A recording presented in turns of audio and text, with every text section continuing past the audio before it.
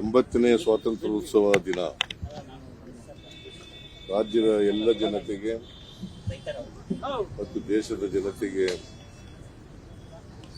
80ನೇ ಸ್ವಾತಂತ್ರ್ಯೋತ್ಸವದ ಶುಭಾಶಯಗಳನ್ನು ಕೋರಲಿಕ್ಕೆ ಬಯಸ್ತೇನೆ. ಇದೇ ದಿನ ಕ್ರಾಂತಿವೀರ ಸಂಗೊಳ್ಳಿ ರಾಯಣ್ಣ ಅವರ ಕೂಡ ಜನ್ಮದಿನ ಕೂಡ 15ನೇ ತಾರೀಕಿಗೆ ಹುಟ್ಟಿದ್ದು.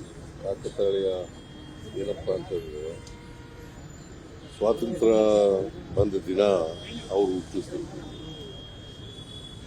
ಕಾನ್ಸ್ಟಿಟ್ಯೂಷನ್ ಬಂದದ್ದ ದಿನ, ಜಾರಿಗೆ ಬಂದದ್ದ ದಿನ ಅವರು ನೇಣಾಕ್ತಿದ್ರು. ಹಾಗಾಗಿ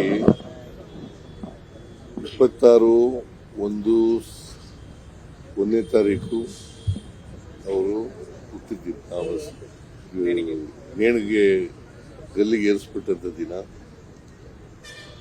ಅವ್ರು ಸತ್ತ ದಿನ. ಮತ್ತೆ ಅವರು ಹುಟ್ಟಿದ್ದು 15ನೇ ತಾರೀಕು, ಆಗಸ್ಟ್ 15ನೇ ತಾರೀಕು. ಹಾಗಾಗಿ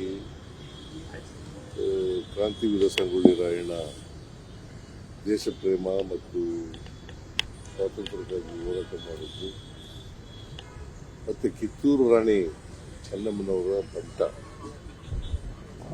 ಕಿತ್ತೂರು ರಾಣಿ ಚೆನ್ನಮ್ಮನವರ ಪಂಟ, ಅವರ ಅಂಗರಕ್ಷಕ ವಿಭಾಗದಲ್ಲಿ ಮುಖ್ಯಸ್ಥನಾಗಿದ್ದಂಥವ್ರು ಸಂಗೊಳ್ಳಿ ರಾಯಣ್ಣ. ನಾನು ಮುಖ್ಯಮಂತ್ರಿಯಾಗಿರುವಾಗ 2013ರಿಂದ 18 ಮುಖ್ಯಮಂತ್ರಿಯಾಗಿರುವಾಗ ಸಂಗೊಳ್ಳಿ ರಾಯಣ್ಣ ಅವರು ಇದ್ದಂಥ ಸ್ಥಳ ಸಂಗೊಳ್ಳಿ, ಅಲ್ಲಿ ಸರ್ಕಾರದಿಂದ 125 ಎಕರೆ ಜಮೀನು ಕೊಟ್ಟು ಸಂಗೊಳ್ಳಿ ರಾಯಣ್ಣವರ ಹೆಸರಿನಲ್ಲಿ ಒಂದು ಸೈನಿಕ ಶಾಲೆಯನ್ನು ಮಾಡಿದರು. ಜೊತೆಗೆ ಒಂದು ಮ್ಯೂಸಿಯಂ ಕೂಡ ಮಾಡಿದರು. ಅವರು ಅಲ್ಲೇ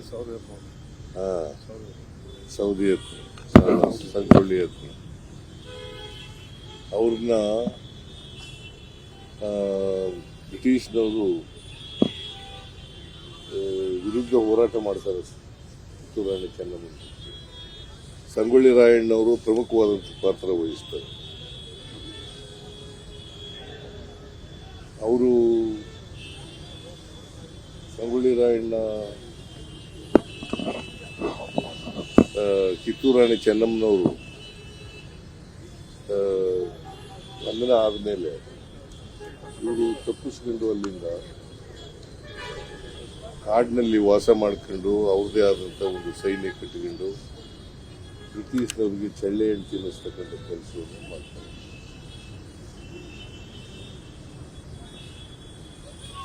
ಗೆರಿಲ್ಲಾ ಯುದ್ಧಗಳನ್ನು ಮಾಡ್ತಾರೆ. ಬ್ರಿಟಿಷ್ನವರಿಗೆ ಬಹಳ ಕಠಿಣವಾದಂಥ ಸವಾಲುಗಳನ್ನು ಎತ್ತಕ್ಕಂಥ ಪ್ರಯತ್ನ ಮಾಡ್ತಾರೆ. ಹಾಗಾಗಿ ಕುತಂತ್ರದಿಂದ ಬ್ರಿಟಿಷ್ನವರು ಸಂಗೊಳ್ಳಿ ರಾಯಣ್ಣವ್ರನ್ನ ದಸ್ತಗಿರಿ ಮಾಡ್ತಾರೆ. ಆಮೇಲೆ ವಿಚಾರಣೆ ಮಾಡಿ ಅವರನ್ನ ನೇಣುಗಂಬಿಗೆ ಏರಿಸ್ತಕ್ಕಂಥದ್ದು. ಅವ್ರ ಜೊತೆಯಲ್ಲಿ ಇನ್ನೂ 6 ಜನ ನೇಣುಗಂಬ ಏರ್ತಾರೆ. ಮತ್ತೆ ಇನ್ನೂ 6 ಜನರಿಗೆ ಅವರಿಗೆ ಶಿಕ್ಷೆ ಕೊಡ್ತಾರೆ. ಸೊ ಸಂಗೊಳ್ಳಿ ರಾಯಣ್ಣ ದೇಶಕ್ಕಾಗಿ ತ್ಯಾಗ ಮಾಡಿರ್ತಾರೆ, ದೇಶಕ್ಕೋಸ್ಕರ ಪ್ರಾಣ ಕೊಟ್ಟಿರ್ತಾರೆ. ಅಂಥವರ ಜನ್ಮದಿನ ಇವತ್ತು. ಜನ್ಮದಿನದ ಶುಭಾಶಯಗಳನ್ನು ಏರಿ ಆಮೇಲೆ ನಂದಿಗಡ ಅವನ್ನ ನೇಣಾಕುವಂಥ ಜಾಗ ನಂದಿಗಡ ಅಂತ. ಅಲ್ಲಿ ಇವತ್ತು ಕೂಡ ಜನ ಹೋಗ್ತಾರೆ. ಸಂಗೊಳ್ಳಿ ರಾಯಣ್ಣನ ಶಾಲೆ ಮಾಡಿರ್ತಕ್ಕಂಥದ್ದು ನಮಗೆ ಅದು ಒಂದು ಶೈಕ್ಷಣಿಕ ಮತ್ತು ಸಾರ್ವತ್ರಿಕ ಜನ ಹೋಗ್ತಕ್ಕಂಥ ಜಾಗ. ಅದು ಹೋಗ್ಲಿ ಅಂತಲೇ ನಾವು ಮಾಡಿರ್ತಕ್ಕಂಥ. ಇವತ್ತು ಎಷ್ಟು ಜನ ವಿದ್ಯಾರ್ಥಿಗಳಿದ್ದಾರೆ?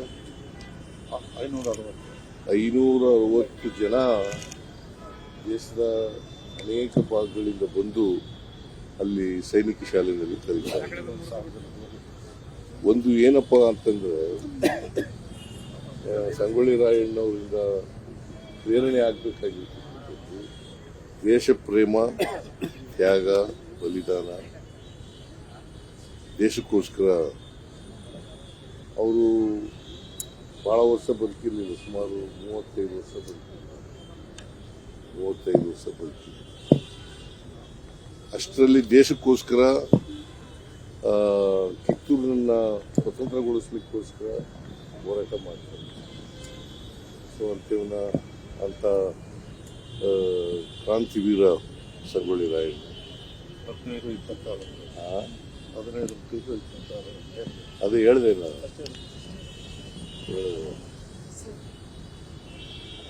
ಸೊ ಅವರನ್ನ ಸ್ಮರಣೆ ಮಾಡ್ಕೊಳ್ತಕ್ಕಂಥ, ಅವರಿಂದ ಸ್ಫೂರ್ತಿಯನ್ನು ಪಡ್ಕೊಳ್ತಕ್ಕಂಥ ಕೆಲಸವನ್ನು ಇವತ್ತು ಎಲ್ಲ ಯುವಕರು, ವಿಶೇಷವಾಗಿ ಯುವ ಸಮೂಹ ಮಾಡಬೇಕು ಅಂತ ಹೇಳಿ ಆಗುತ್ತೆ ಹೇಳ್ತಾ ಅವರಿಗೆ ರಾಜ್ಯದ ಎಲ್ಲ ಜನರಿಗೆ ನಾವು ಶುಭಾಶಯಗಳು, ಹಬ್ಬದ ಶುಭಾಶಯಗಳನ್ನು ಹೋಗಿ ನಾನು ಕೂಡ ಇವತ್ತು ಮಾಲಾರ್ಪಣೆ, ಪ್ರತಿ ವರ್ಷ ಮಾಲಾರ್ಪಣೆ ಮಾಡ್ತೇನೆ, ಇವತ್ತು ಕೂಡ ಮಾಡಿದ್ದೇನೆ. ಅವರು ಸ್ಪಷ್ಟತೆ